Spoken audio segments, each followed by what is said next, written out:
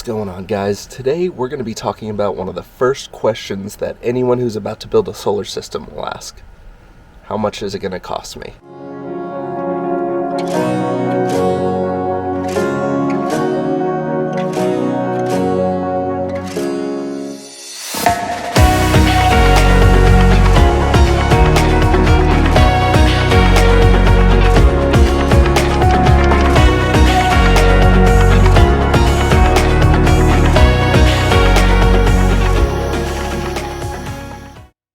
Both of the systems that we talk about today are going to be based off of a 3,000 watt inverter and 600 amp hours of batteries. Everything that we're going to talk about today, I'm going to put links down in the video description so you all have quick and easy access to them.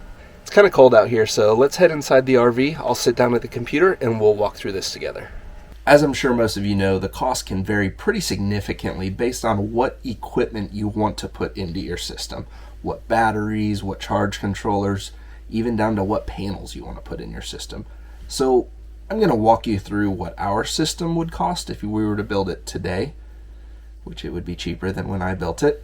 And then I'm also going to walk you through a more budget-oriented build from one of the more popular brands out there.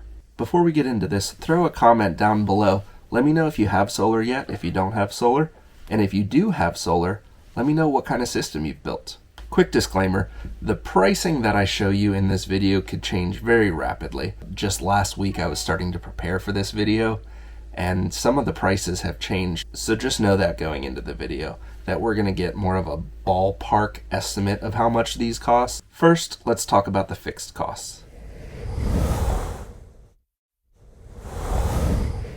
These costs won't really change depending on the equipment that you install. It's gonna be something that's universal between the builds. So we're talking fuses, cables, connectors. I'm actually going to even include solar panels in this group. Make sure that when you're budgeting for your solar system that you incorporate these fixed costs. So your cables, your connectors, your wiring, your tools, because there are some specialty tools needed, those all cost close to $1,000. I spent $870 on fuses, cables, connectors, and I spent about $100 on tools. So just know that you're looking at between, I'd say, $600 and $1,000 just on those fixed costs. So the panels we use are Q-Cells, Q-Peak Duo, G7. They're 320 watt panels. We've got 6 of those on our roof. The cost of those 6 was $1,278. So they were a little over $200 a pop. We also use 2 Renogy panels in our solar suitcase. They're 2 100 watt panels, and those are a little over $100 a piece.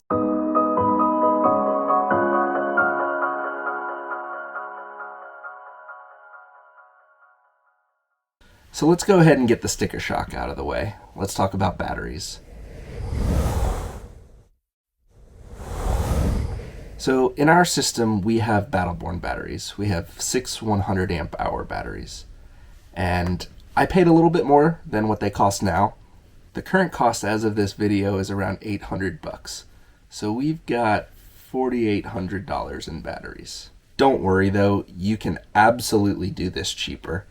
And if I were to go back and change one thing about our system, I would consider getting cheaper batteries. So there's a real cheap brand out there that has gotten actually some pretty good reviews. They're called Ampere Time. If you purchase the 200 amp hour batteries, they'll run you $2,340 for 600 amp hours. So the same size battery bank that we have for a little bit less than half the cost. The main downside to these batteries is they don't have low temperature charging protection. So I don't really recommend running them with a system that doesn't have that built into the chargers, whether it's your charge controller or your inverter charger. If you don't have that low temp protection, you can ruin your batteries. SOK is another brand that comes highly recommended. They have 206 amp hour batteries for $1,130. That brings you to $3,390 for actually a little bit bigger battery bank than we have. The cool thing about these batteries is they do have low temp charging protection.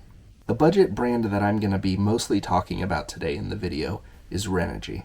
So I'm including their lithium batteries in this video. Not necessarily because I recommend them, but for consistency's sake. You can get their 170 amp hour lithium batteries for $1,109 a piece.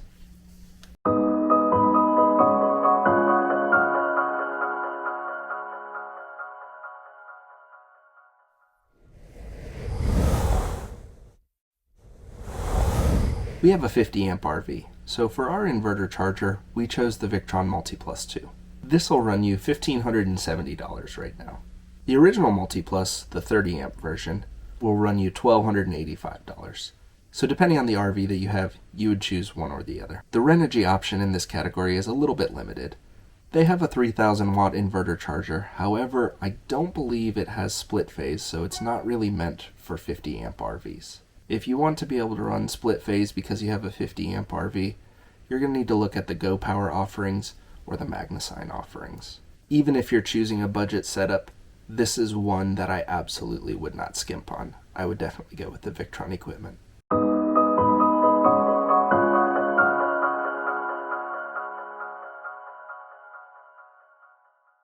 So we have two solar charge controllers in our RV. One to control the panels on top of our roof, and the other to control our solar suitcase. We use the Victron 150-100, which runs $795. That one's for our rooftop panels. And we use the Victron 115 for our solar suitcase, and that'll run you $138. The Renogy offering is their Rover 100 amp. That'll run you $565. The Rover 20 amp will run you $85.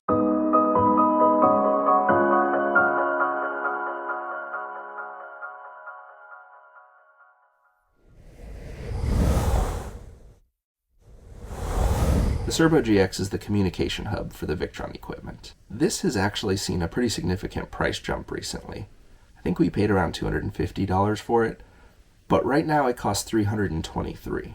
If you want the GX Touch 50, which is the touchscreen control, that'll run you another $221. Renogy's offering is the communication hub, and it's $43 for the hub, and then another $34 for the Bluetooth dongle that will allow it to connect to your phone so you can see all the cool stuff that your system's doing.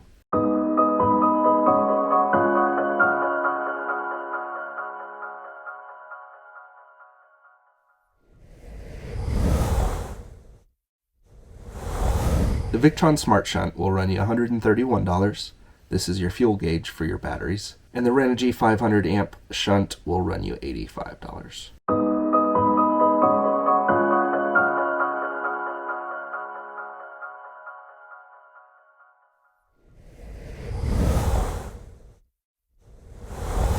The Lynx distributor, which is Victron's fused Busbars, will run you $207. You can do something very similar with a set of $33 Busbars from Bay Marine. It might not be as clean of an install, but it's definitely cheaper.